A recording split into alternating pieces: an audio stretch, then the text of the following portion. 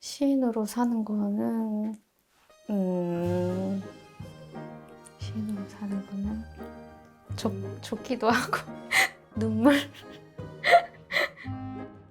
저는 글을 쓰면서 처음으로 웃기다라는 말을 들어봤어요. 학교를 다니면서도 항상 이상하다 이런 얘기를 들으면서 살았기 때문에 적응을 잘 못했던 것 같거든요. 저는 밝은 사람인 것 같은데 그 세상의 밝음에 비해서는 밝지는 않은 것 같고, 근데 책을 읽을 때는 제 스스로가 이상하다는 느낌을 안 드는 거예요.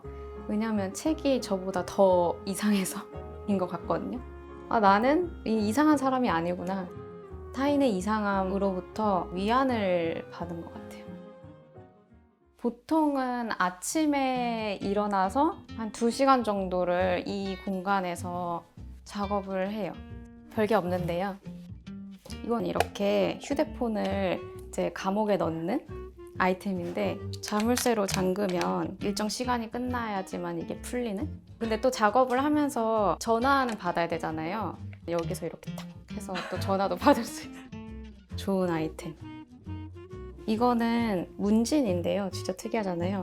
그냥 필사를 많이 하는 편이어서 이렇게 놓고 따라서 쓰기도 되게 편하고 좋은 것 같아요. 아, 해리포터 지팡이는 제가 해리포터를 정말 좋아해서 이거는 이렇게 쓸 수 있는, 이렇게 슉. 제가 아침형 인간이 절대 아니기 때문에 아침을 살아본 적이 잘 없거든요.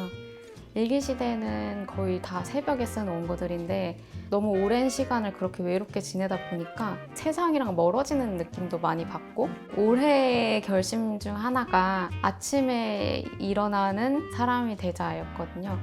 그래서 요즘에는 10시에 일어나서 친구들이랑 줌으로 같이 작업을 하고, 근데 사실은 집에서 저도 작업이 안 돼요. 어떻게 하면 새벽 감성에 좋지 않을까? 새벽에만 나오는 진심들이 있잖아요. 근데 그거를 다음날 아침이나 막 부산스러운 낮에 읽었을 때 오글거리는 게 있을 수 있지만 그 글만이 주는 또 위로가 있기 때문에 밤에 읽으면 다시 좋을걸요? 그래서 그게 너무 좀 싫다 싶으면은 새벽에 썼던 글을 낮에 혹은 아침에 이렇게 고쳐보는 것도 좋은 것 같아요. 여기는 제 방입니다. 제가 좋아하는 책을 잔뜩 쌓아놓은 작은 도서관처럼 꾸미고 싶었어요. 여기는 제가 되게 좋아하는 시집만 모아놓은 책장이에요. 그래서 주로 시를 쓸 때 이 책상을 좀 자주 이용하는 편이고, 가끔 되게 굴 속에 들어가고 싶을 때 방에 들어와서 작업을 하고요.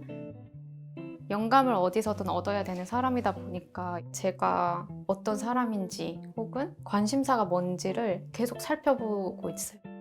최대한 다른 분야의 책을 읽으려고 하는 편이에요. 요즘엔 리스본이라는 나라에 관심이 생겨서 리스본 가이드북을 읽으면서 거기에 사는 사람처럼 가짜로 일기를 써서 독자분들한테 보내고 있어요. 어떤 호텔에서 일어나서 조식을 먹고 밖으로 나가서 무슨 광장에서 뭘 봤다. 그게 제 현실을 쓰는 것보다 훨씬 좋더라고요. 편하고. 속았으면 좋겠어요. 등단을 딱 하고 나서 저는 제 색깔이 없다고 생각했었거든요. 당장 청탁이 언제 올지는 모르겠지만 빨리 내 색깔을 만들어야겠다 이런 생각을 하면서, 그때 마침 김원 시인이 시 100편을 쓰면 좋은 일이 일어나 이런 말을 했다고 하더라고요. 시 100개만 써보자. 보통 시집 원고가 한 권에 50편 정도 들어가니까 그럼 딱 2배를 써서 반은 버리고 50편을 또 투고를 하고, 잘 안 됐다 하더라도 나는 내가 열심히 했다는 걸 내가 아니까 그게 나한테 자신감이 되기도 하고, 어떤 글을 써도 다 즐겁긴 하지만 시를 쓸 때만큼은 정말 이상한 사람이 되어버려도 누군가는 사랑해 줄 수 있다 이런 믿음이 좀 있는 것 같아요. 제가 저도 모르는 말을 시로 썼는데 그거를 알아봐주는 누군가가 있었기 때문에 나만 알 것 같은 이상한 생각을 나만의 특별함이라고 생각하는 것 자체가 오만했던 거구나라는 생각이 들어서 오히려 지금은 나는 하나도 안 이상하다 이런 생각을 하면서 살고 있어요. 제가 최근에는 소설 쓰고 뭐 에세이 쓰고 여러 가지 활동들을 하면서 시라는 본업으로부터 많이 멀어진 것 같은 거예요. 그래서 요즘에는 조금 쉬고 딴짓 안 하고 시를 쓰려고 노력하고 있습니다. 근데 진짜로 사람들이 시를 잘 쓰는데 본인이 시 잘 쓰는지 모르는구나 이거를 알았어요. 특히 시를 처음 써봐요 라고 말하는 분들일수록 더 잘 쓰는 것 같아요. 뭔가 고정관념이 없을 때라서 그런 것 같기도 하고 당장 시인이 돼도 될 것 같은 분들도 많았어요. 문학을 하다 보면은 시를 쓴 날은 행복하고 기쁘고 시를 못 쓰면 우울하고 내 삶을 지탱하는 게 시밖에 없는 게 되게 싫었거든요. 그래서 기쁨의 원천들을 좀 다양하게 할 필요가 있는 것 같다는 생각을 해요. 제가 브이로그를 시작한 것도 그냥 맛있는 거 먹고 기분 좋아하고 좋은 걸 보고 웃고 그런 일상의 아주 소소한 행복들로부터도 조금은 내가 행복할 수 있는 사람이 되고 싶다는 생각이 들었던 것 같아요. 나만큼 이상하고 따뜻한 분들이 많이 찾아주시는 것 같아서 감사하죠. 회사 다니면 큰일 날 사람이에요, 저는. 계속 딴짓을 하기 때문에 공동의 목표에 지장을 주는 사람이었을 거예요. 그래서 뭘 해도 혼자서 뭔가를 하는 직업을 갖기를 잘했다라는 생각은 들지만 요즘에는 미래에 대해서 알 수 없는 불안함이 있고 어떤 생계에 관한 걱정은 아직도 하고 있고 그래서 계속 개인 플랫폼을 만들어서 우편 서비스를 하기도 하고 지지대를 하나씩 세우고는 있지만 아직도 여전히 부족한 건 사실인 것 같아요.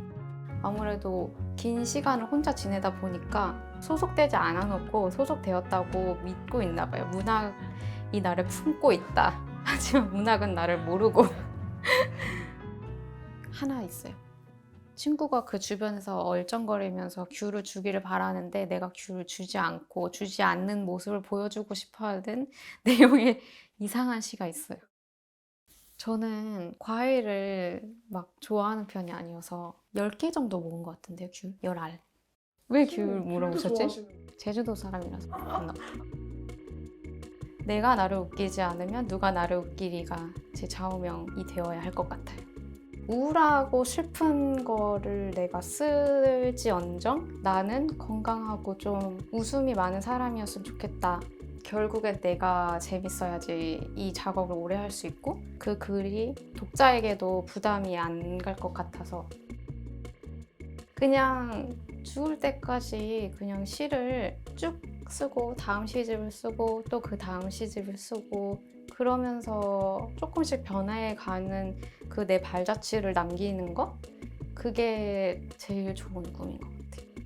시가 1순위인 게 싫었던 순간들이 지나가고 나서 지금은 내 인생에서 우선순위가 시인 게 가장 행복한 괴로움이다. 그러니까 그 외에 고민들이 있으면 그게 안 되잖아요. 그래서 계속 이 행복한 괴로움을 누릴 수 있을 때까지 누리고 싶어요. 저는 아침에 시를 사랑하는 문보영입니다. 당신은 무엇을 사랑하고 있나요?